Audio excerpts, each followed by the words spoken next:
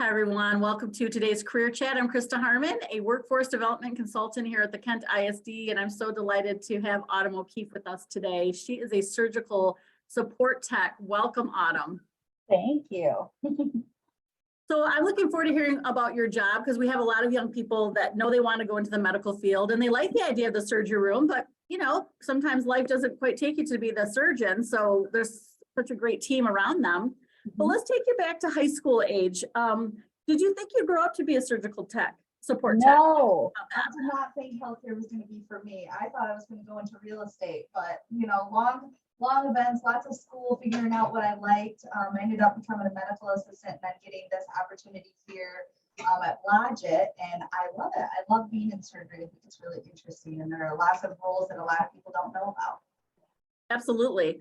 And for some reason, your microphone, you're feeling a little hollow. It's actually a little hard to understand you. So I'm just wondering how we can fix that. Is there, I don't know. I might.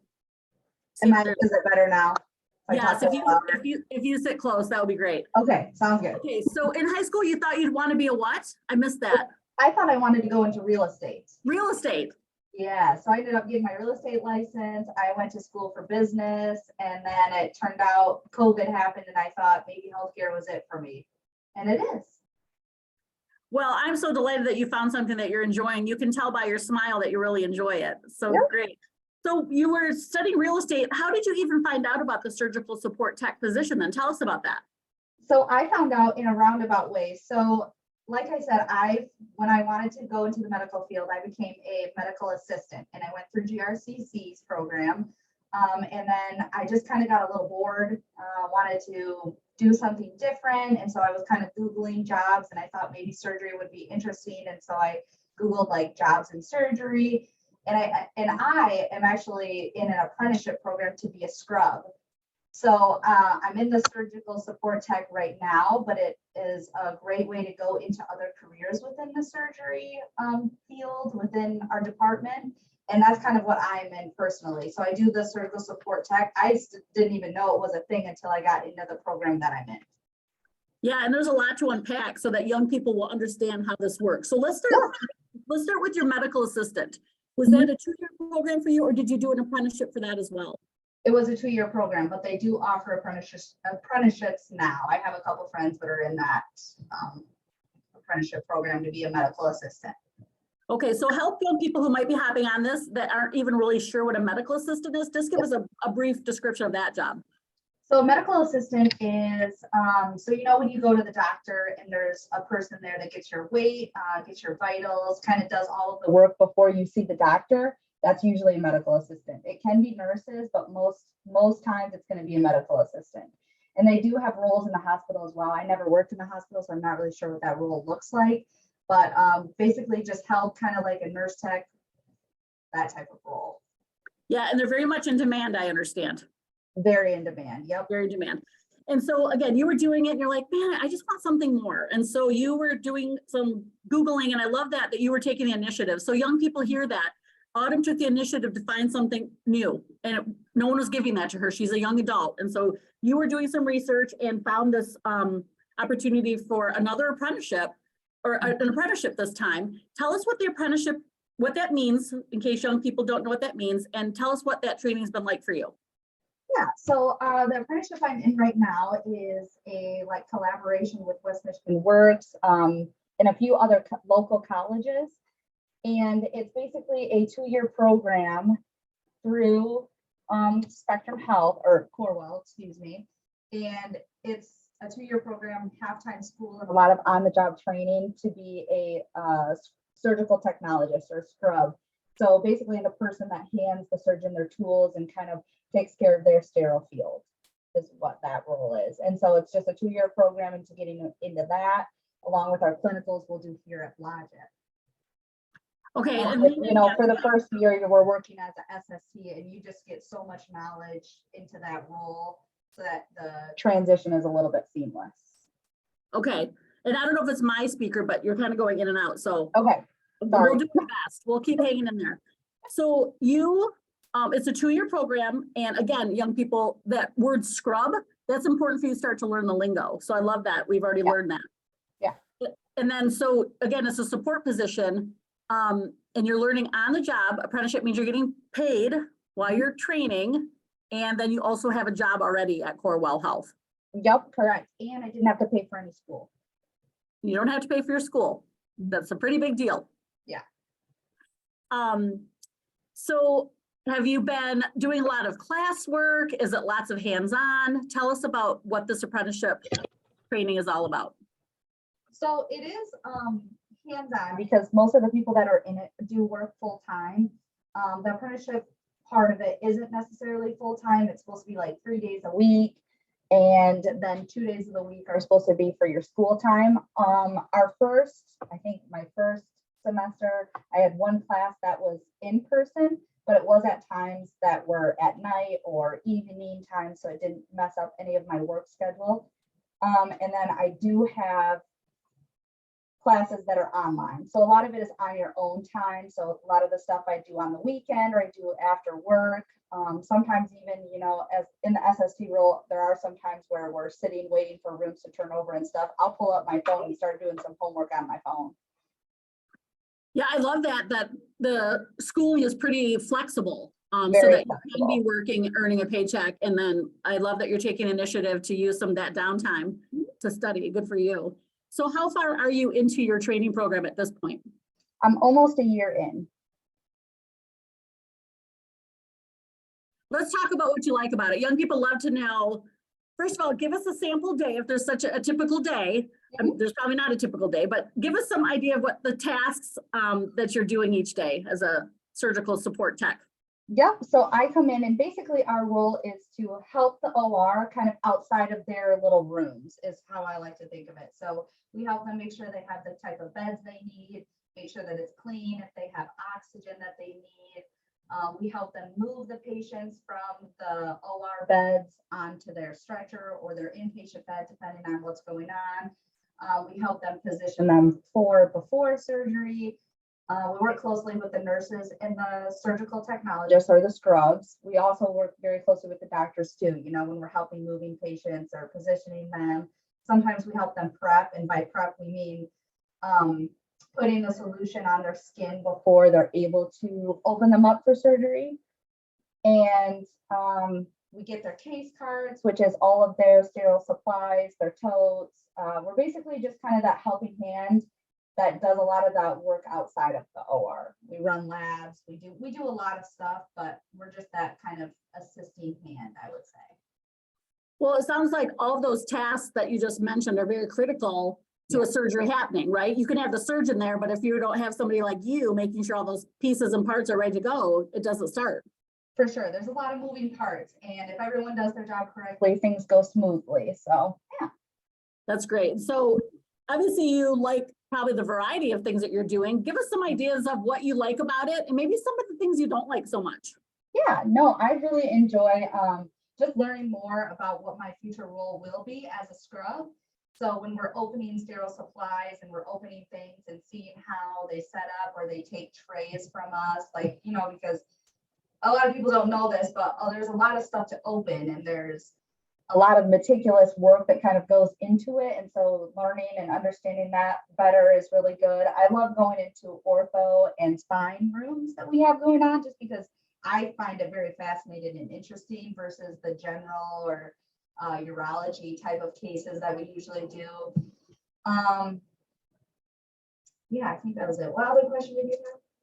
No, you did a great job. And that led me to kind of what you don't like, but I Okay, did what I want don't to, like. yeah, let's talk about what you don't like and then I'll ask my follow-up question. I don't like, so right now, along with everywhere, we're just a little understaffed, right? So we get really, really busy and sometimes it's really hard to make sure that we're doing our best or working to our full capabilities when, where there's just so much workload.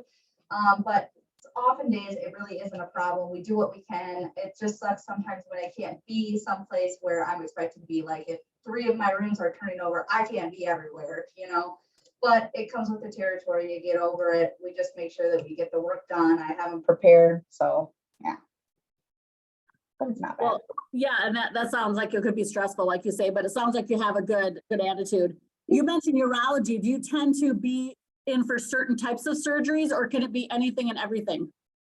Well, Blodgett mostly does a lot of the ortho spine cases. We do some general, and they do urology, and we do robotic cases as well. We have a couple Da Vinci robots we do here, but we don't do any heart. No, we don't have any pregnant people. We don't have any pediatric people here, just because those are better served at like Butterworth or the Meyer Heart Center and stuff like that. Yeah, that's great. But there's a So, lot of variety still. yeah, so how many patients are you working with, or how many rooms do you have to be involved with at a time? On an average day, we usually have 2 SSTs per 5 rooms. And here at Blodgett, we usually run about 15 rooms a day. So that's a lot. Yeah. And I hear that there's some demand for this type of job. Like you said, you're short staffed. Why should young people who are watching this or interested in health even consider this opportunity?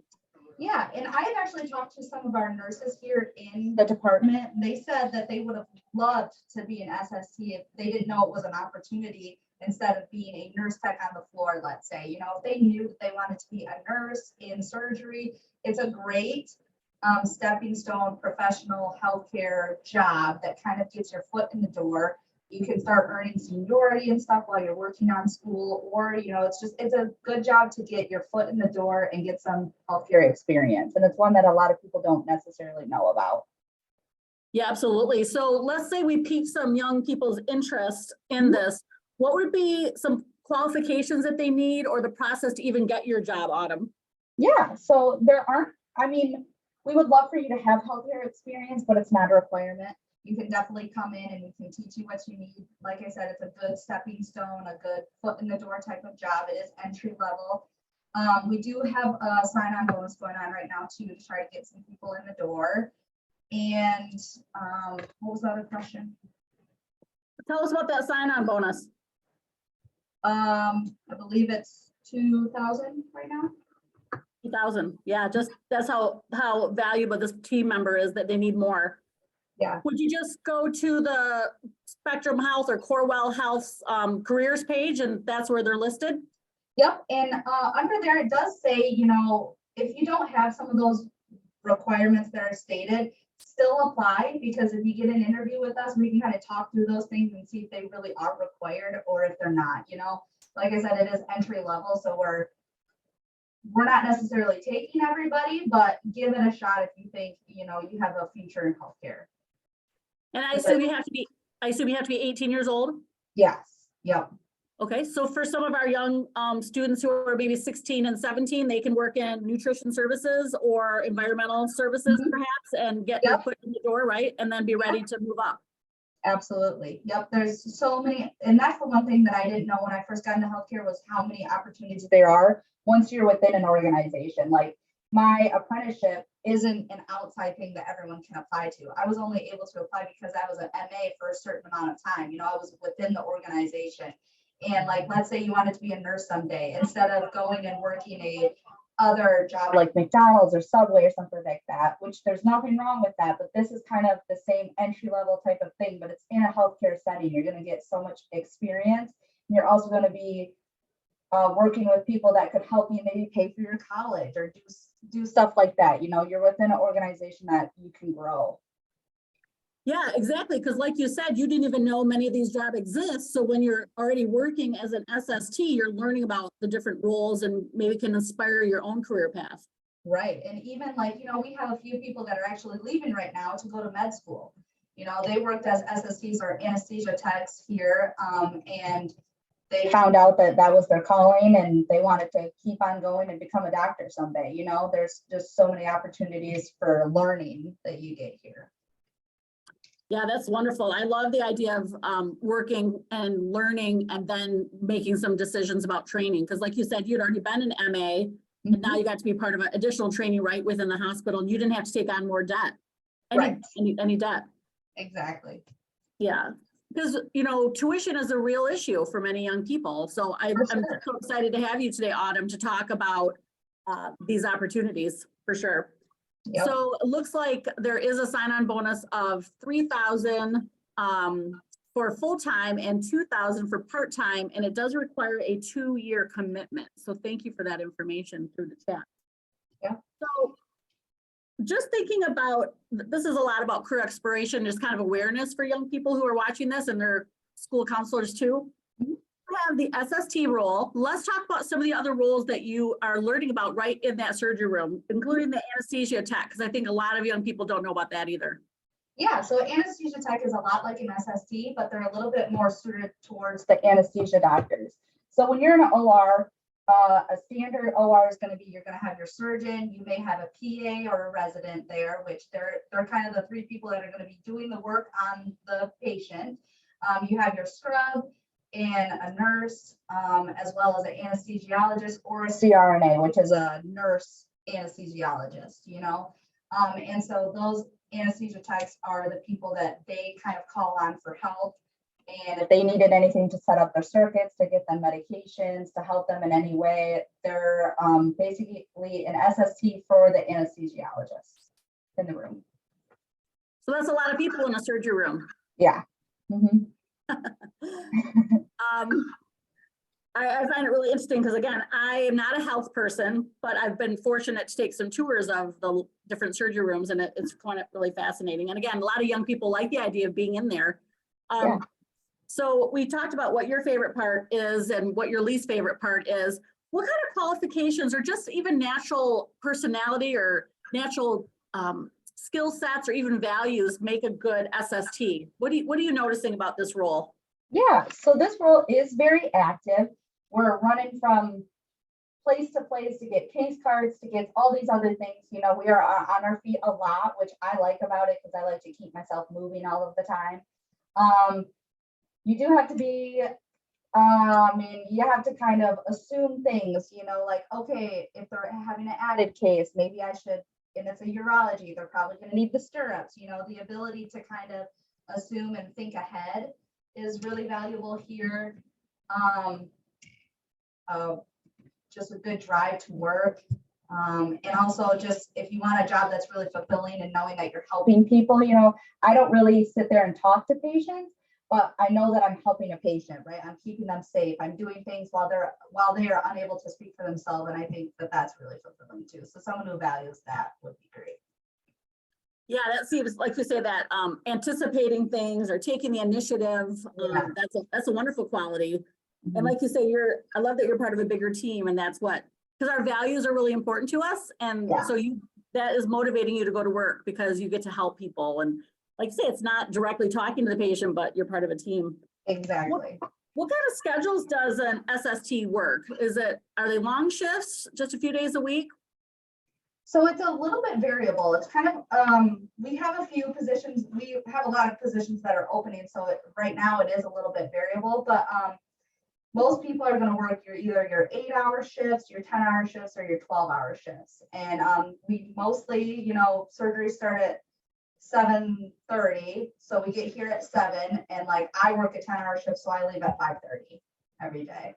But I know some people that work 12s, and so they're leaving at 7:30. And the people that are working 8s usually leave at 3:30. But we do have some positions that haven't been filled for a while, but like a 9 to 9 or a, I don't know. I think that's it.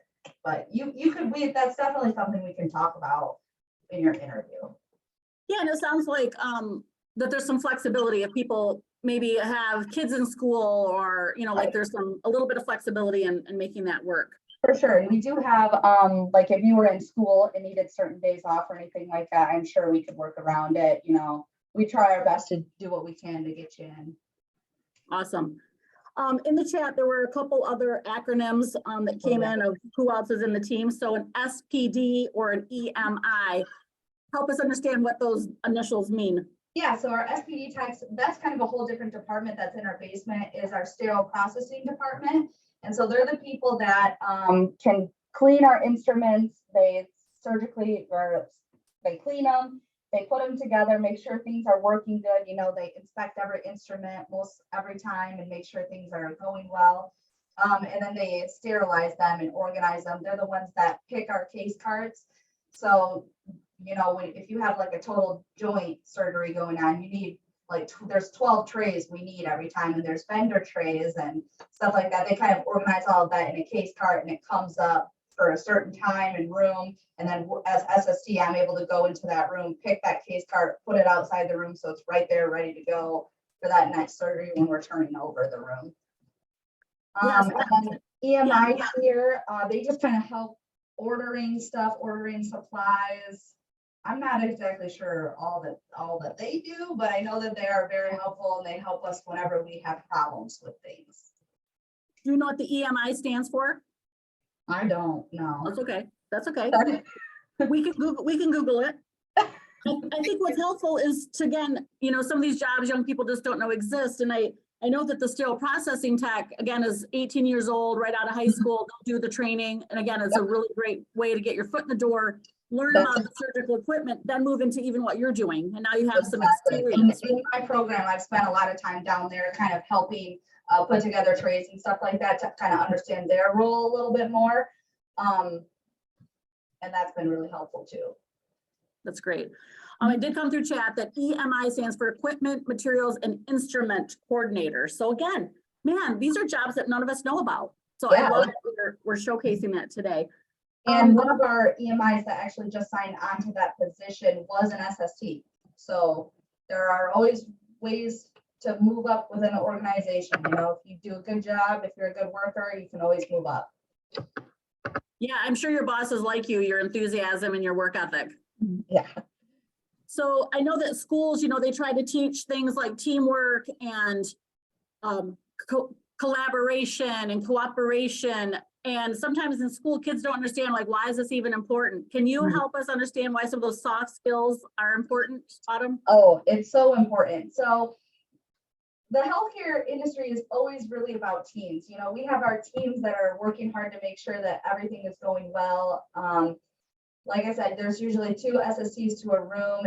If me and my partner are working together well and we're communicating well, things go smoothly, right? But they can always go unsmooth too. You know, things pop up. All of a sudden we have an emergent case that we need to do right now and we need to get it in, like being quick on your feet, knowing what you need, just being a good open person that says, okay, Autumn, I need you to go get this. And it's like, okay, yep, I got that. I come back. What else do you need? You know, that's really, really important. Teamwork is huge in this place. And you want to make sure that you're, you know, nice to your environmental service people because, you know, they do a really important job for us too. They help us clean the rooms every turnaround. And if we don't have a good turnaround for each case, you know, our doctors are going to be mad at us and we don't want that, you know, so teamwork is definitely huge. Yeah, because everything is very tightly scheduled during the day. And so yes, and things can easily get pushed back or moved forward. You know, sometimes it's like, oh geez, Dr. Bateman is running so early right now, you know. And then at that point I got to call down to SPD and say, hey, I need your case card like in 20 minutes if you could, instead of versus an hour and 20 minutes, you know, or they're running late, you know, that happens too. So then we have to move cases and there's a lot of variables every day, but you get used to it. It's good. It keeps you on your feet. yeah, and I think that's something that young people, as they're listening to Autumn, can start to do some self-assessment. Like, would they like that type of fast-paced environment where things can change? And some people's personalities, they don't like it. Right. And so that's why it's nice to hear you share your story, because they can start to say, huh, that might be a good thing for me. Or maybe I need to be in the basement with the sterile processing and not have some of that, you know, stress. Exactly. Yep. And even like some people that may think, oh, maybe I want to be a rep someday, where they're kind of the person in the room helping the surgeon with like striker rep or something like that. You know, this is a good way to see if even that job before you ever go to school and commit that time is right for you, you know? Yeah, absolutely. Now, is there an opportunity if a student is thinking this might be a really good fit for me? Does Corewell Health do job shadows? Do you ever have young people in to kind of look at it in person? Yeah, you can always schedule a job shadow with us and we'd be more than willing to kind of show you the ropes, get you introduced to things and see if it's right for you. Awesome. So we have just a few minutes left and I have a few more questions. I don't think any, let me check. You have to be 18 years old to shadow. That's great to know. And I guess I'd like to know if you have any of the myths that might be out there about your job, things that just aren't true that you'd want people to know about, or again, if they don't know, why should they consider this? I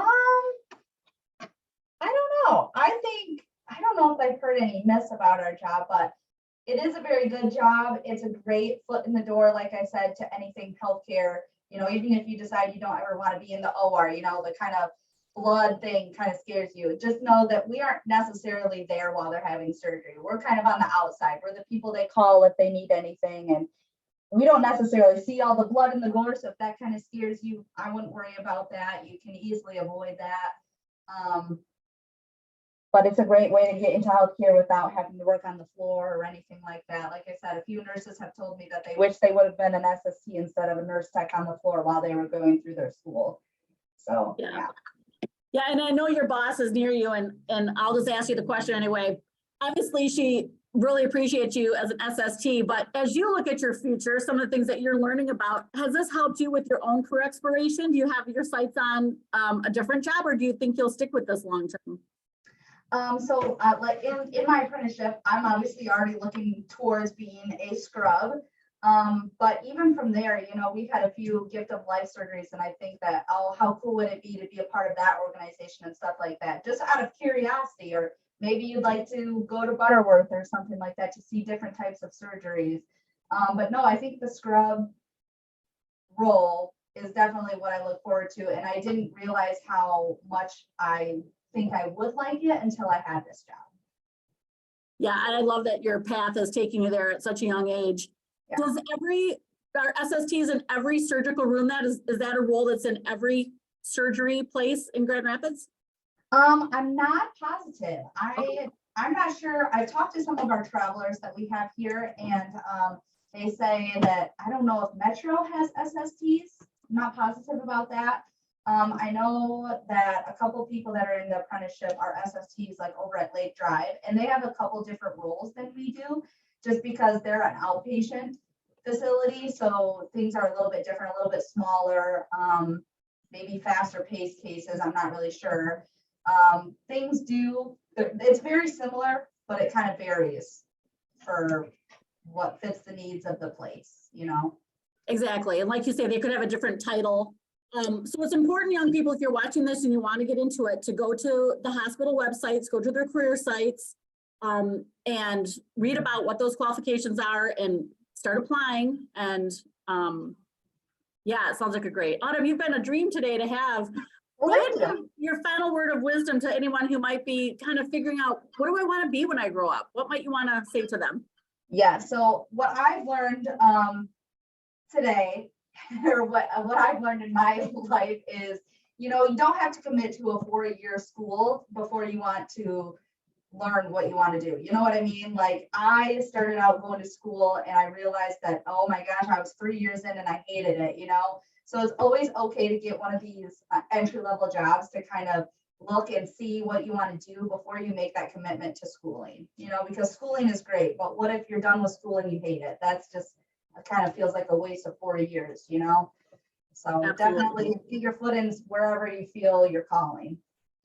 Yeah, I love that. And just check out apprenticeships, young people. You get paid while you're learning, and let the hospital pay for those next degrees, because there's tuition reimbursement at all of these. Exactly. Thank you so much for sharing your valuable time today, Autumn. Thank you, guys.